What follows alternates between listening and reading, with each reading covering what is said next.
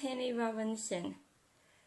As an ambassador of the yellow ladybugs, I want everyone to know that autism and Asperger's doesn't just affect boys, but it also affects females and girls as well. And as an ambassador of the ICANN network, I want everyone to focus on the strengths that people with autism have, even if they do have difficulties as well. If I could change the world, I wouldn't have these LED downlights, which can be quite bright. In our tea room at work, no matter where you sit, you're always under a bright light. Another thing I want people to know is even though verbal communication is what I'd call the default method of communication, there's lots of other communication methods as well. Sometimes I prefer to write things down and then talk about it, or talk to my friends via Facebook chat. One challenge that I've had to overcome is with track cycling. Track cycling has a fixed wheel, so that means that whenever the bike is moving, the pedals are moving, and you slow down the pedalling to stop. I still don't feel comfortable to clip both of my feet in while holding onto the fence and then leave the fence at the start of training or races.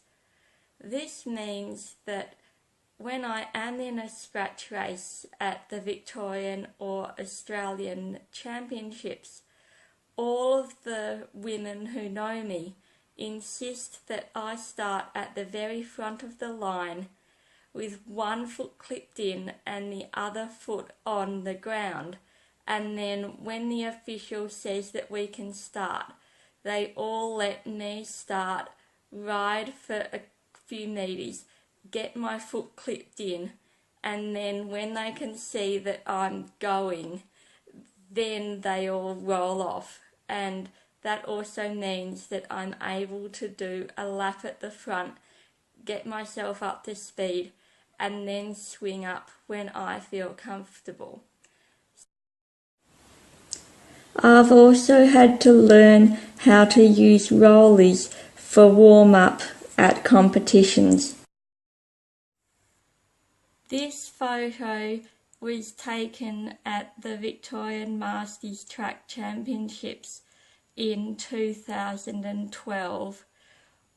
That year I got a personal best in the time trial, individual pursuit and flying 200 metres, and I also got a gold medal in the scratch race. So I got 3 bronze medals and 1 gold medal over the weekend.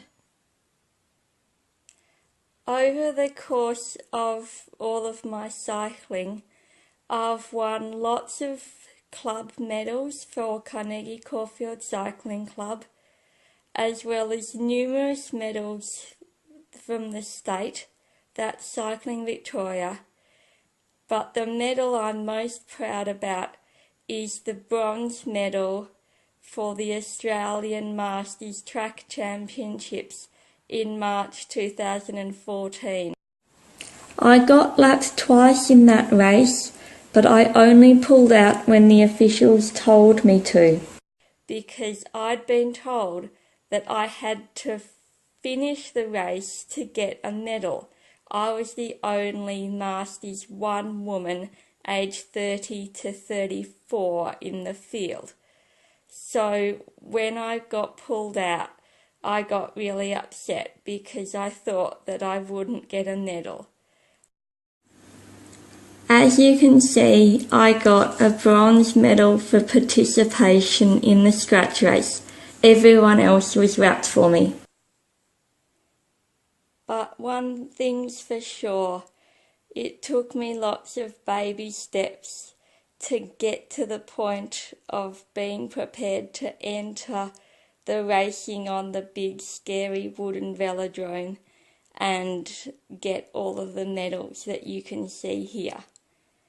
I might not be very fast, but I often will get personal bests, and what's also good is when my friends who are really fast will congratulate me when I've got a personal best but come stone muddlers last again.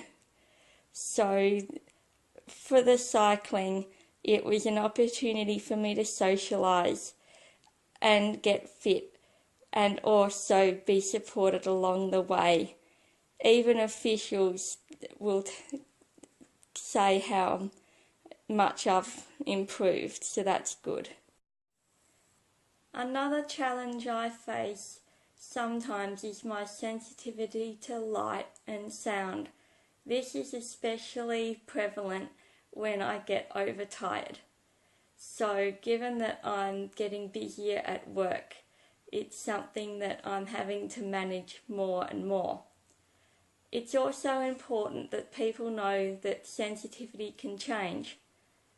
Most times I can have a shower with the fan turned on in my bathroom, but very, very occasionally I have to wear earplugs and not have the fan on because I'm so sensitive to sound. But I know that the sound of the fan and the sound of the shower is the same amount of noise every single day. So that's a good example to show you that sensitivity changes. Just like my sensitivity to the lights in the office can also change.